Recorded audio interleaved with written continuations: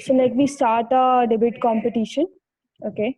So look around the stage and I'm in awe with the collected expertise gathered here. We are deeply honored to welcome you all.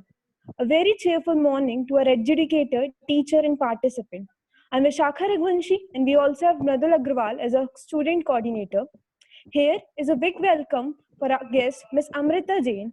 She is an alumni of Christ University, Bangalore, and enrolled as an advocate in Karnataka State Bar Council. She is also a qualified company secretary. She is currently working with Singhania and Company, Bangalore, in the corporate litigation team. We also have our faculty coordinator, Professor Rahul Lima, who is assistant professor at PIMR Department of Law. We welcome you all. The Prestige family is really pleased to have you among us in the event of National Debate Competition 2020. We are really excited to hear our participant and wish that this event leave the best remark in our memories. The room is ready, the table are set. So let's start with our awaited Padma Shri Ellen Jain National Debate Competition 2020. Now I kindly request all the participants to mute themselves. Okay, thank you so much, Vishaka.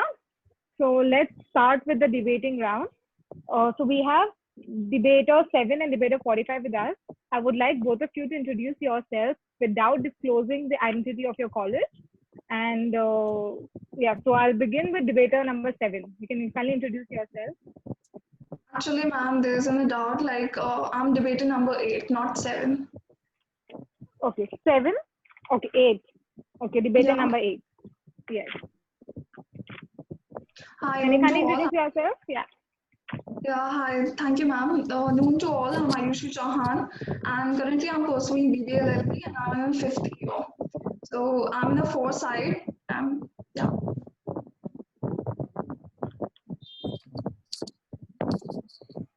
Debater 45.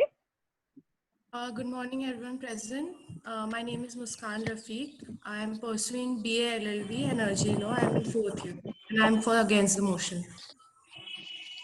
Okay. How video isn't clear? Is it only to me? I guess there are network glitches on our side. The video is not at all clear to me also. Okay. Can you do something about it? Number 45, Muskan?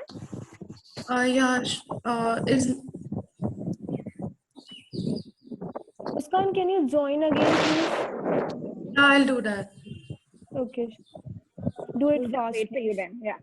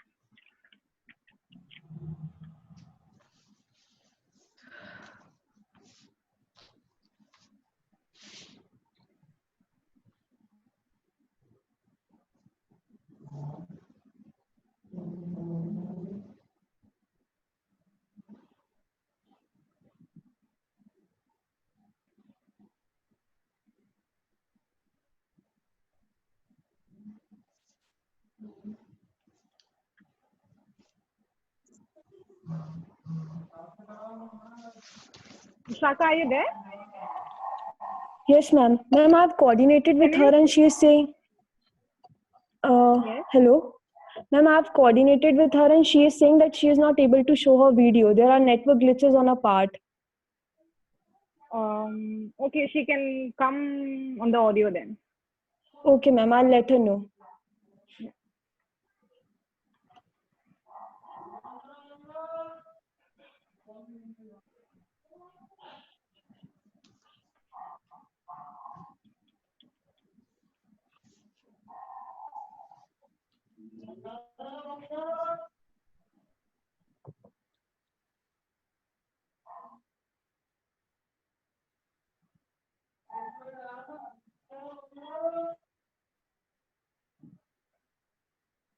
We can see you, Muskan.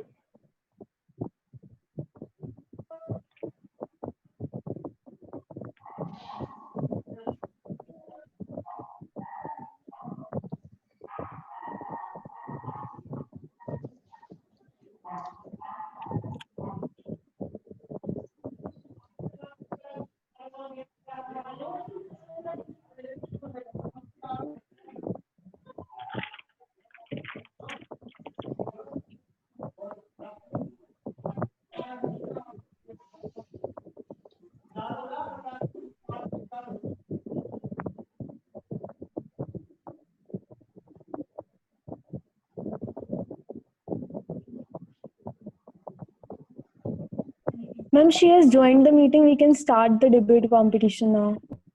Yes, Muskan. Can you kindly introduce yourself?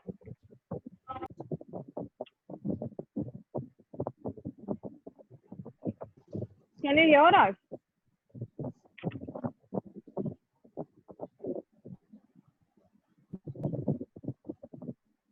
Muskan, can you hear us?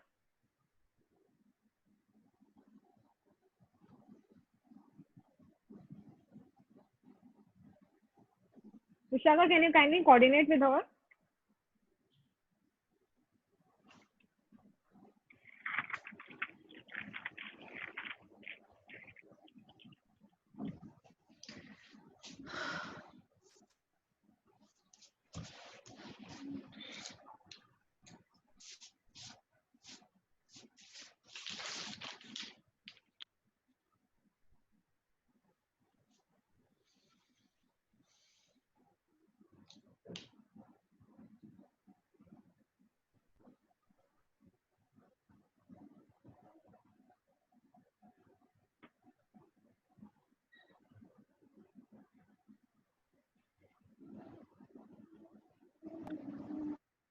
She is saying that now she's able to see us but not able to hear us. So I asked her to join again. Okay, can you just ask her to connect to the audio at least? And I think just Okay. before every meeting, before you set up the room, just ask the participants to ensure that the audio and video is visible and audible. Okay, ma'am. Sorry for the glitches. No problem.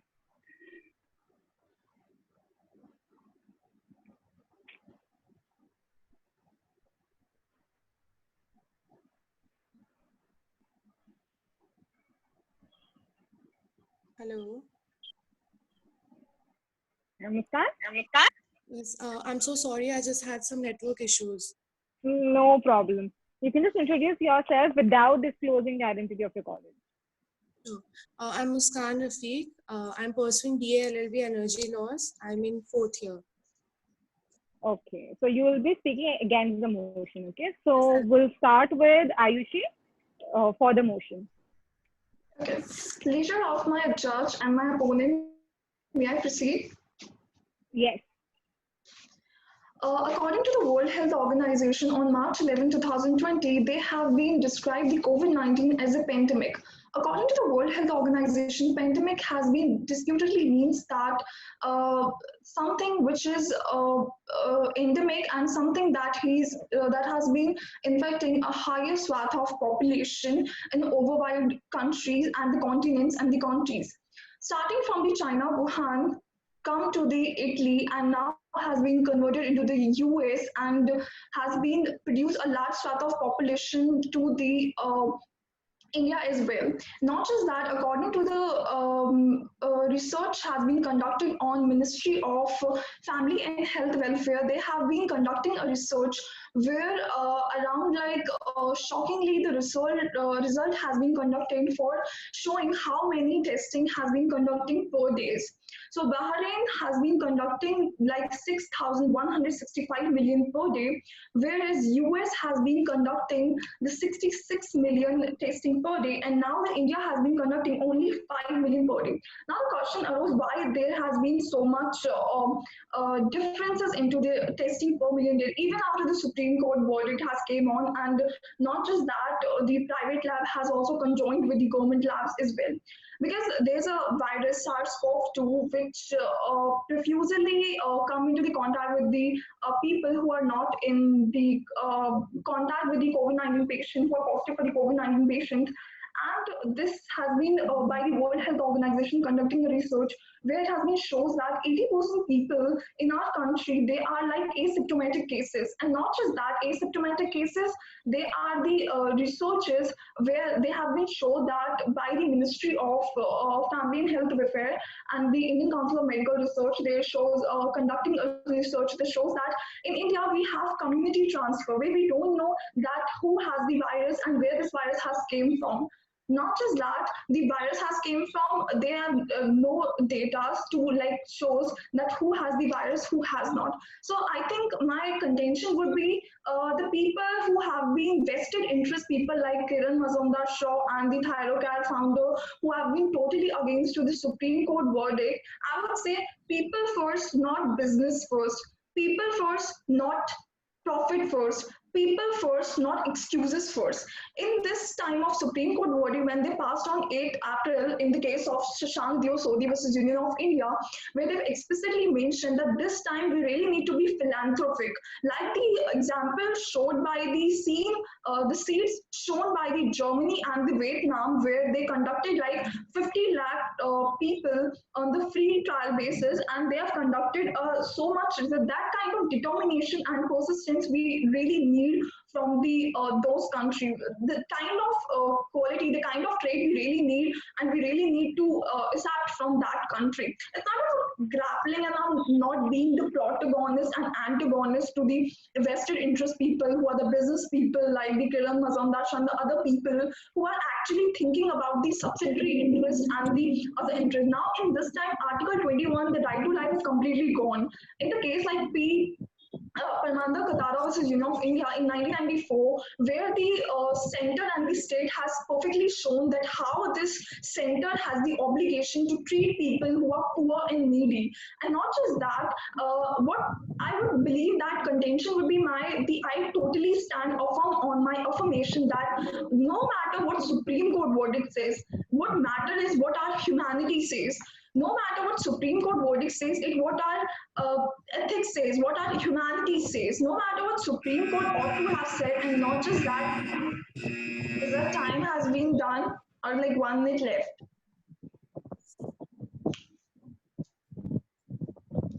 The time is up. Okay. So yeah, You have 20 seconds to wind up, Ayesha.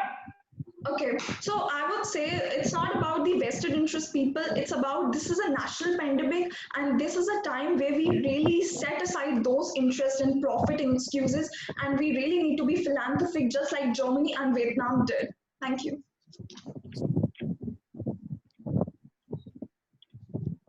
Muskan, can you hear us? Yeah, I can hear you. Okay, I think you can start. Good morning. I'll be speaking against the motion. So, is pre-medical testing of COVID-19 justified or not, right? So, according to me, it is not justified enough because basically the rapid testing is not telling us about the actual virus that is present in any person's body, but it is only telling us about the antibodies that are present, and it is not helping us in any way because we even don't know about the actual genuineness of the kits that have been available right now. The tests are of two types. One is the RT-PCR test that is done through the swab testing in labs with special equipment, and the other one is the rapid testing. The rapid testing one, which is free right now in India, is actually telling us about the range of antibodies that are present. India is a country that has a population of 1.30 billion people, and we can't expect each and every person that are present to be tested for this, even if it's free in its nature. The test is free. Even if the test is free, we can see that people are still getting the after getting checked for the virus, they can be seen negative, but after 15 days the person checked negative can get the result as positive again. There is no reliability in the test even after it's free to every person. It is very difficult to even think that 1.30 billion people can be tested by the government.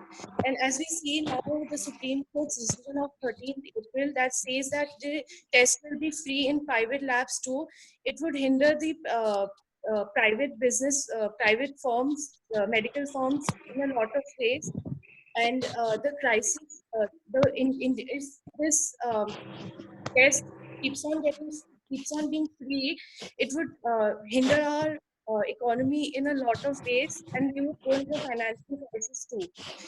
Um, the man hours that are being used for the community testing should be used for economic activities so that the economy keeps itself on balance. As we all know, even if the country gets into a normal stage after the virus gets over, what are we going to do if we don't have a balanced economy? India is a country that is still in a developing stage. So developed stage like US, Italy, having the second best largest medical facilities, couldn't help itself from saving its people. So even after having a test that is community testing that is actually being done, we can't rely on it, as if we see there are these tests are done in community basis. So uh, um, not an individual is basically tested, it's done community wise, where if a community test where results come negative, then no one is being tested again, and if it come to a positive, all the persons are then tested individually. What is to be kept in mind while going through this pandemic that is happening right now is, due to lockdown, we are already suffering a lot because the economy has come to a standstill. So after this, putting this test free for the people is of no use, according to me, because it is not helping anyways. Thank you. Thank you, Muskan. What is the time taken by Muskan? Ma'am, she has taken 3 minutes and 45 seconds. Okay, thank you, Mridul. Okay, so I just have point of clarification. Ayushi, when you said that the Supreme Court order, basically on the 7th of April, Supreme Court gave directions that free medical testing should be undertaken by the private labs, right? But however, Okay, yeah. such directions are opposed by the private labs itself because they do not have enough funds to carry out the private test. Considering each test can cost up to about 4,500, which was a cap which was set up by the ICMR. Now, when you say that on humanitarian grounds it should be provided for free, how do you justify a population of India considering as big as 1.3 billion to provide for free? All humanitarian grounds itself. Does our economy can sustain that? Okay, all right. The point is, after the 8th April verdict has been passed by the Supreme Court, the petition has been passed by the private hospital and the diagnostic lab.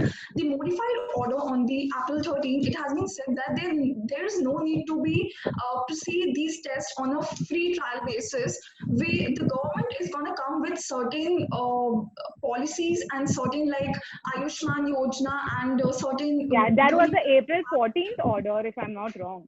And they only said those people who are considered to be poor or fall under the Ayushman Yojana.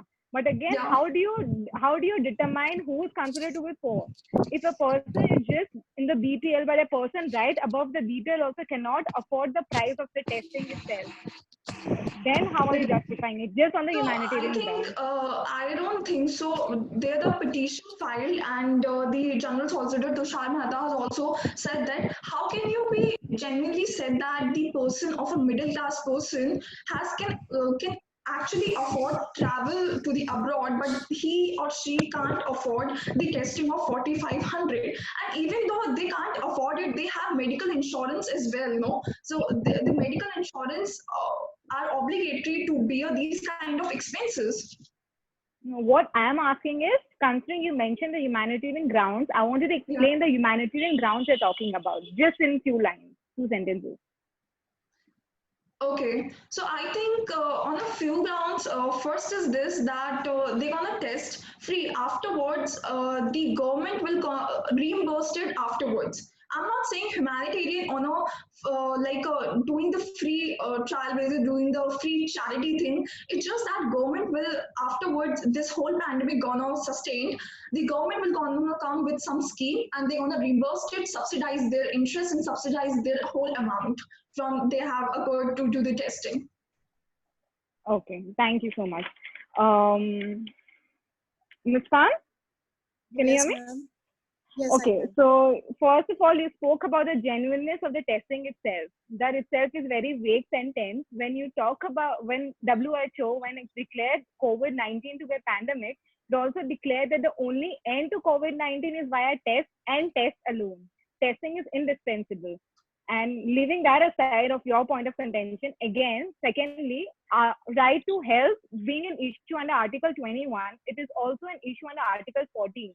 How do you justify that when you say that there should not be a free testing of COVID-19 in the first place? Okay, what I wanted to say was the rapid testing. I already said that there are two types of tests. One is the RT-PCR that actually tells us about the virus, and the other one is the rapid testing that is done for free. The rapid testing is of not being that important right now because it is only telling us about the range of antibodies that are present. It could be due to high fever or any other things, but actually it's not telling us about the virus that is being present. And even if a person is tested negative, as we can see, after 15 days, he can be tested positive again. Even we don't have an idea about what is going to happen if the person suffering from this virus is tested positive again, because that same person wouldn't be tested again even if it's free, or he won't be able to know because it's a asymptomatic in nature. So that is the reason I said that the testing kits are also genuine in nature, because we don't know how genuine the kits are. They are just tested directly to the people, and even after testing the kits, even after testing to the kits, the people are even coming with positive nature of the test again. Okay. And how about you justify under Article 14? Though right to life and Article 14 both are important, but what is my concern right now is having a test that is free, which doesn't have enough potential to test a person for a pandemic like this. It's of no use. That's what I think, because just because the test is free doesn't mean that it would be helpful enough. So according to me, if it's not helpful enough, even after giving it for free, is of no use. So I'm just concluding, according to you, testing is not so helpful, right? Yes, according to me, the test is not that helpful as it should be. Okay, thank you so much. I think we can start with the rebuttal round. Ayushi, you can go first. Okay, so the first you said the as ma'am has earlier noted down the genuineness of case. How can you possibly define the genuineness? Can you please explain me what is genuineness in your definition? And Okay, from Ayushi, there, you cannot question. You just have to rebut, and then she'll get time to speak. as in, You can you can rebut in 2 to 3 minutes, and then Muskan can answer your questions. You don't have to ask her right now. okay. My first point is this that people like who are saying the vested interest people like the private diagnostic labs, they are saying affirmatively that this is not possible and the humanitarian efforts are not possible. I really need to ask them that they have the CSR responsibility in their prospectus. What is that for? like they have the responsibility, they have the obligation towards some sort of society. And this is a kind of pandemic where we really need this kind of societal responsibility towards they have the responsibility towards them. And not just that, they are the people who can afford these tests, but actually they are not able to test their whole family. For example, in a middle class family, even if person has to test like 4 members are the people, it then costs around like 80 to 21,000. So it's so general that they are not gonna go for the testing. So it is so possible. But I think when other countries like Germany and Vietnam, as I earlier mentioned, the Vietnam is not so much developed like other country, but they are actually testing them. Their general statement was that this is a kind of a pandemic where our nation needs us. So this is a time where our nation needs those private diagnostic labs, those doctors who can treat us. And so that they're the, according to the World Health Organization, they have conducted a survey where they found out that 80% they are the asymptomatic cases. And not just that, they are the people who have the symptoms but they don't have the disease, and sometimes they don't have the symptom, they have tested for the COVID-19 positive. And as I earlier mentioned, they're like the community transfer. How can you really find out if you really questioning the genuineness of the whole test? If you can't find out that what kind of disease you have, what how can you cure it? I mean, like, how can you cure it? You can't just possibly blame your government, and this isn't it the right time you actually ask the government who gonna pay us, who's gonna, like, this is not the time. It is a time where we really need the national unity. And where I should say that Supreme Court verdict says that, or not just that, they can hear such kind of petition on a free basis. What kind then how can you possibly think that these big like BioCare, ThyroCare, these are the private diagnostic lab, they are diagnostic labs? Okay, thank you, Ayushi. Muskan, I want you to rebut only on the points raised by Ayushi in the speech and now. No new points of contention. Okay, you can continue. You can start. So, as Ayushi firstly said about the genuineness of the kids, I'm only talking about the genuineness of the kids, because if we don't know how genuine the kids are, how can we rely on them to tell us how a person is being tested positive or not? It's not only about the humanitarian. I mean, obviously, humanity is something that comes first, but after this pandemic gets into a normal stage or something, how can we expect the economy to be boosted up again? India is, as we all know, is a developing stage, is in a developing stage. Okay, and with 1.30 billion people staying here, after this pandemic gets over, how are we going to rely that the economy will be boosted again in a way that can possibly not harm the people again, or uh, uh, bring a kind of crisis again? The genuineness of the kids is come into question, because I think if the kids, even after it being free to us, the genuinity is still not something that should be relied on, because we have seen that even after testing so many people, that people are again getting the symptoms. If it's asymptomatic in nature, we are not able to know if the person is getting the symptoms or not, even after being tested negative once, because after 15 days he can again get the virus and cannot go for the test again, because it's asymptomatic and he won't be getting to know, because according to that person he has already been tested negative. So though the humanity should be intent, uh, but it is impractical to implement in sometimes, as even if we go through the genuineness of the kids, it's because firstly, it's only telling us about the antibodies, the range of antibodies that are present. It's not telling us the actual virus. So again, I would say the range of antibodies could be high due to many reasons. It could be of high fever, any other reason, but not actually just because the person is suffering from a virus like this. So if we don't get to know about that, it is impossible to even think that a person is suffering from this disease. And getting the test done free for the people is of no use until and unless it's not being reliable enough and practical enough in nature. Um, and as we all know, the economy of India is already in a standstill due to the lockdown that is happening. So it would be of no use if the test is not done in a proper basis, because even after the test being done, many of the people, the spread is still in a very large scale rather than getting it into a basic way of controlling it. We are not able to control the virus even after doing the test for free for many of the population of India. It is still the number of people suffering from this virus is higher rather than getting it into a standstill. Thank you.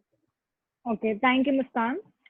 Okay, just letting you guys know, Ayushi and Muskan, first of all, the whole point of rebuttal is only to rebut on the points raised by the other party, not to justify your own points. So here, what I see, Muskan, was only justifying your stand, not actually rebutting what Ayushi said. So that was not the whole point of rebuttal in the first place. Anyway, good job. Okay, I think that we are done for now. Yes. Now, I would like to request Professor Rahul Nima to propose vote of thanks. Good afternoon, everyone. Adjudicator, participants, and students. It is my privilege to have been asked to propose a vote of thanks on this occasion. I, Rahul Nima, Faculty Coordinator, on behalf of PIMR, Department of Law, would like to extend my gratitude towards without whom we couldn't have pulled off this event. That is our adjudicator, Ms. Amrita Jain, ma'am, our institution and the organizing committee who worked tirelessly from day one to make today a reality. The entire organizing committee of NDC, our sponsors, audience, and everyone who helped in the event here together extend a very hearty vote of thanks to our adjudicator, coordinators, speakers for gracing this event and enlightening us with their opinion today. Thank you everyone for taking the time to be here today and for listening me. Have a great day ahead and all the best. Thank you so much. Thank you, sir. Okay, thank you very